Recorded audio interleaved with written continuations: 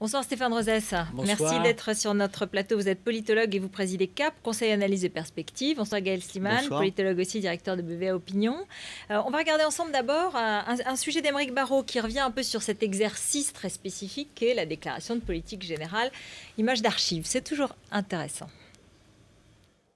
Imprimer son style, premier objectif du locataire de Matignon. En 2002, Jean-Pierre Raffarin a ainsi marqué les esprits par ses formules, bientôt rebaptisées Raffarinades. Dans cette situation, notre route est droite, mais la pente est forte. Séduire les députés, mais aussi l'opinion. Jacques Chaban-Delmas y parvient en 1969, promettant une modernisation de la société française. La construction d'une nouvelle société fondée sur la générosité et la liberté. Ce discours doit aussi permettre au nouveau Premier ministre de se poser en chef de la majorité. Exercice périlleux pour Édith Cresson en 1991. Imposée par François Mitterrand contre une partie du groupe socialiste, elle se fait chahuter dans l'hémicycle. Je chercherai avec vous les majorités les plus larges, sans que personne ait à renoncer à ce qu'il est. Un an plus tard, c'est Pierre Bérégovoy qui déclenche un tollé dans l'opposition en évoquant la corruption de certains élus de droite. J'ai ici une liste de personnalités dont je pourrais éventuellement vous parler. Un incident qui avait alors lancé sous tension son passage à Matignon. Voilà, on a regardé un peu ça avec intérêt, on s'est souvenu un peu de tous ces événements, mais bon, du coup, commentaire sur la prestation de Jean-Marc Ayrault cet après-midi. Elle est dans le sillage du projet présidentiel de François Hollande. On connaît l'entente entre les deux hommes. Et en fait, dès que Jean-Marc Ayrault arrive, il doit se mettre à la tâche. Jamais couple exécutif n'a eu autant de défis à relever sur le front extérieur. François Hollande et Jean-Marc Ayrault parlent de réorientation de l'Europe, redressement intérieur, et tout se passe comme si c'était dans un discours long, je dirais, une façon de retracer ce qui avait été fait et ce que sera la méthode. Alors, se distinguer des prédécesseurs, sans non plus jouer de la ficelle du bilan parce que ça ne marcherait pas, dire que la situation est difficile sans instaurer un pessimisme, dire qu'il y a des contraintes extérieures sans que ça apparaisse comme une justification. Ça a été un numéro d'équilibriste, il a essayé de mettre en avant ce que serait sa méthode de réforme. Alors du coup, est-ce qu'on peut dire qu'il y a un style Ayrault ? Oui, on peut dire qu'il y a un style Ayrault, mais effectivement, ce qui était toute la difficulté pour lui, c'est ce que vient d'indiquer Stéphane Rosès, c'est le numéro d'équilibriste qu'il doit jouer entre un gouvernement qui se met en place depuis peu, qui avait tenu peu de promesses, mais quelques-unes quand même, notamment, et c'est pour ça que vous me parlez du style, en termes de posture, en termes d'attitude, avec cette notion de justice mise au cœur du projet pour les 5 ans qui viennent. Donc à la fois être clair là-dessus et en même temps annoncer toutes ces difficultés qu'évoquait Stéphane Rosès et auxquelles le gouvernement et le président de la République auront à faire face. Le tout, parce que c'est ça l'enjeu de ce type de grand oral en quelque sorte, le tout en donnant un petit peu de sa personnalité, puisque Jean-Marc Ayrault était très connu évidemment des députés depuis de nombreuses années, mais était moins connu des Français jusqu'à un passé très récent. Alors ce qui est intéressant pour Jean-Marc Ayrault, et c'est tout le paradoxe d'ailleurs de la popularité de son gouvernement, c'est qu'il est au sommet sur les codes de popularité comme celle de BVA, où on teste une popularité qu'on peut qualifier de molle, c'est-à-dire quelle est l'image que l'on a, est-ce qu'on a une bonne opinion ou pas du Premier ministre et du Président de la République. Là, Jean-Marc Ayrault est au plus haut niveau en 30 ans de mesure.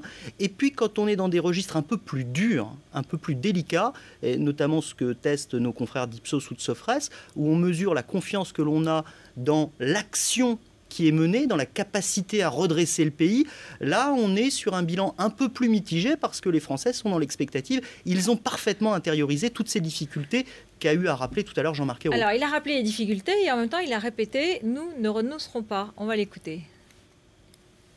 Nous pourrions utiliser la situation que nous avons trouvée pour justifier des renoncements.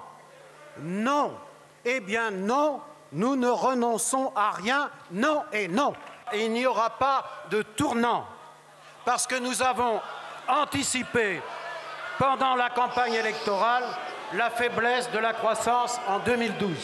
J'appelle à l'effort national, mais je refuse l'austérité. Cette situation est simplement notre point de départ, que le président de la République avait largement anticipé au cours de sa campagne électorale. Nous pourrions utiliser la situation que nous avons trouvée pour justifier des renoncements. Non. Eh bien non, nous ne renonçons à rien, non et non. Oui, pas de renoncement, non et non. Bon, mais ce qui est frappant, c'est qu'il démarre en disant je vais dire la vérité, je vais être clair. Et donc la dette est écrasante, les déficits sont pesants, il ne faut pas être dépendant.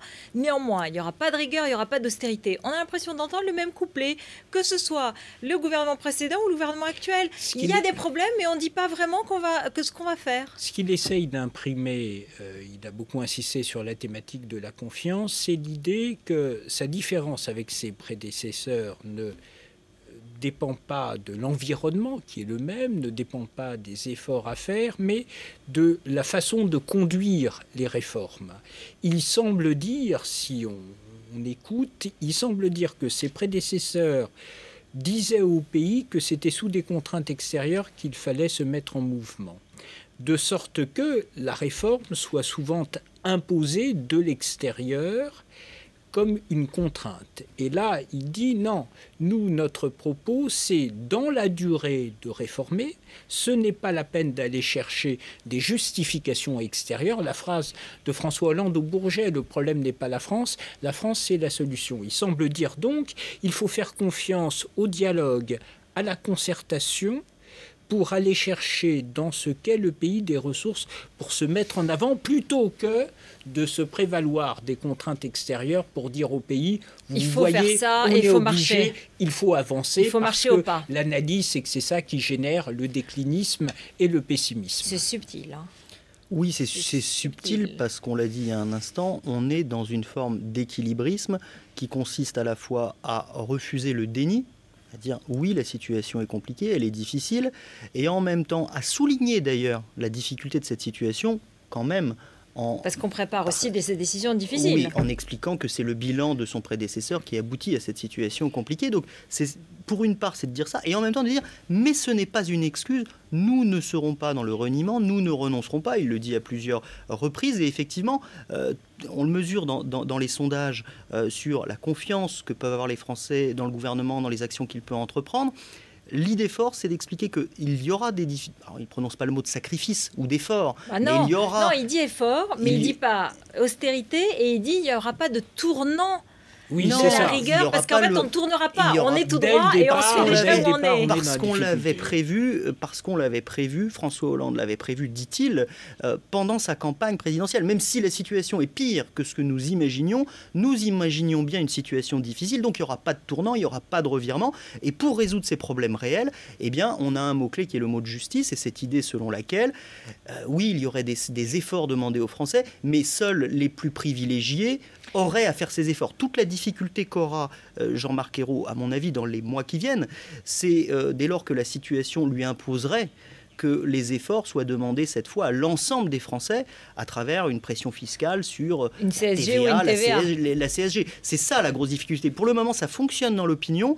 Les Français sont convaincus qu'il y aura des efforts à faire, mais convaincus aussi que Nicolas Sarkozy ayant tellement favorisé les plus privilégiés, si seuls les plus privilégiés sont ponctionnés, eh bien finalement, ça pourra permettre de faire l'affaire en termes de réforme. C'est un peu la revanche. Il y a aussi un autre mot qui revient souvent, c'est la mobilisation et le patriotisme. On va écouter la phrase, puisque c'est aussi sur la méthode et sur la raison de cette mobilisation pour lutter contre la crise.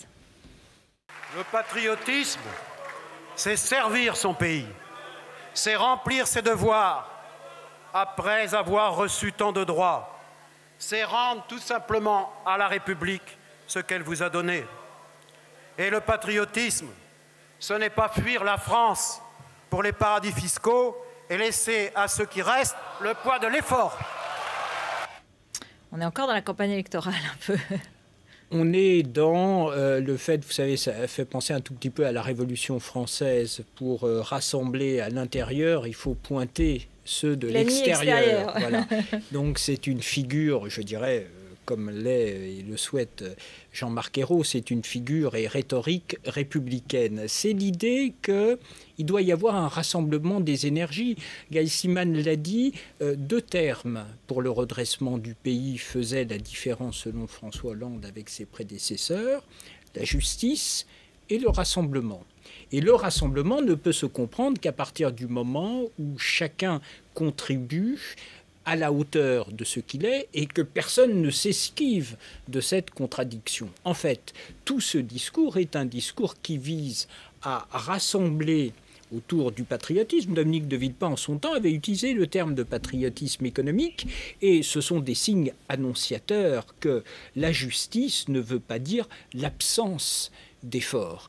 Car il y a une justice, pas seulement dans la redistribution façon socialiste classique, il y a une justice dans l'effort qui vont être demandés à tous.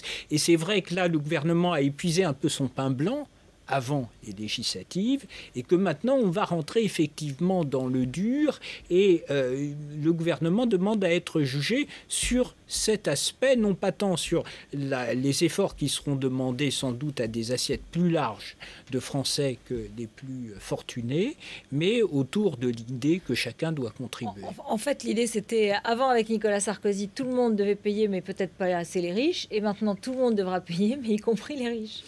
Oui, c'est un peu cette idée-là, si on veut caricaturer, avec du coup un immense avantage, c'est que dans les enquêtes qu'on peut réaliser, notamment pour BFM, sur le moral économique et sur des questions économiques, cette idée qu'il faudra faire des efforts, elle est largement admise par la population.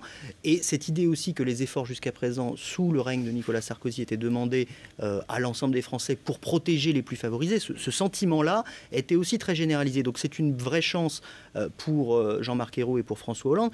Et en même temps, encore une fois, c'est toute la difficulté qu'ils auront à affronter dans les mois qui viennent, parce qu'à un moment donné, le message qui sera porté à l'adresse des Français consistera à dire « Bon, bah, vous avez vu que nous avons été justes, qu'on a d'abord demandé aux plus favorisés de faire les efforts, mais maintenant vous comprenez bien que vous aussi vous devrez les faire. » Mais ça, c'est la suite, c'est le deuxième épisode. C'est le prochain discours. Merci beaucoup à tous les deux pour avoir décrypté avec nous ce discours de politique générale.